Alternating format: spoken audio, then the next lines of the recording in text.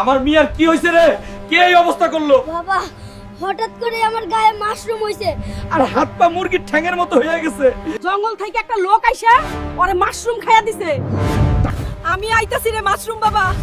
হাড্ডি মাংস আলাদা করে দিব আজ। আমার পরিবারে নাক গলানো। ওই মাশরুম বাবা কই রে? আমার সামনে আয়ে আমার ছেলেকে ঠিক করার ওষুধ দে। তোর ছেলে ঠিক হবে না। আমার ছেলে ঠিক না হইলে তোর হাত্তি আজ গুড়া করে দিব। তোর জন্য আমার ছেলে এই রকম হইছে। আরে মারিস না হুল্ক, থামো। ওষুধ দিচ্ছি আমি। এইটা তোর ছেলের জন্য ওষুধ, বলছিলাম না?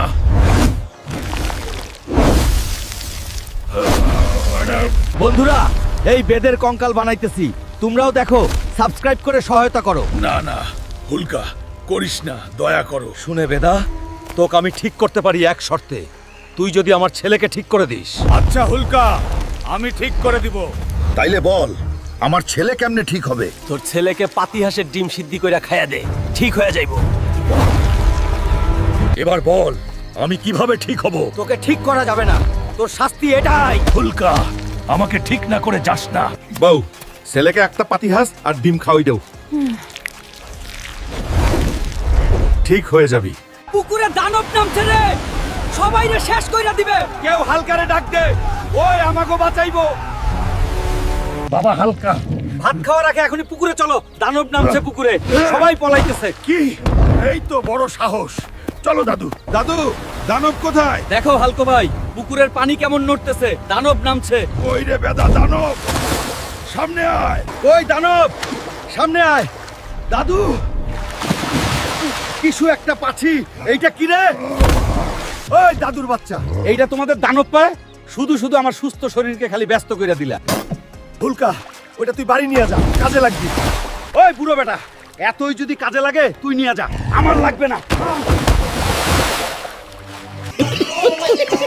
বন্ধুরা, আমার মাথা ঠান্ডা করতে এখনই তোমরা লাইক আর সাবস্ক্রাইব করে দাও। বাঁচাও, কেউ বাঁচাও আমায়। হুলকার বউরে হাঙ্গর নিয়ে গেছে, কেউ ওরে খবর দে রে। হুলক, তোর বউরে পুকুর থেকে হাঙ্গর নিয়ে গেছে। হাই রে, তাইলে আমায় রান্না কে করে দিবে? চলো দাদু, আমার বউরে বাঁচাইতে হইব। পানির নিচে নিয়ে গেছে হুলক ভাই, জলদি নামো।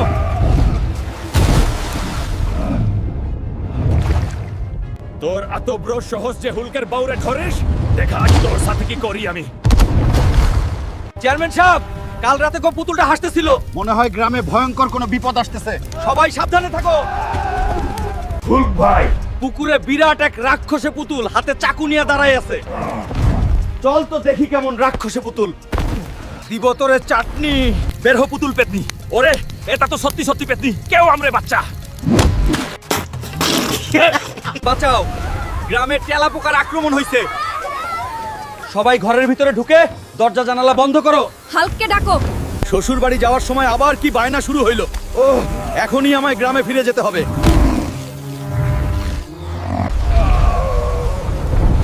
ওই খাসতে তেলা পোকাওয়ালো চাষতে তোর স্নাগো পাঙ্গো নিয়ে এখনই আমার গ্রাম থেকে চলে যা। আমরা যাব না।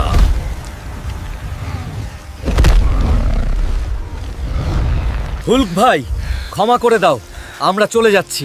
চলে যা, আর কোনোদিন আমার গ্রামে আসবি না। ওই হুলকের বাচ্চা, আর কত খাবি? এখনই জঙ্গলে যা, আমার জন্য একটা বড় কাঠবিড়ালি ধরে আন। আচ্ছা বউ।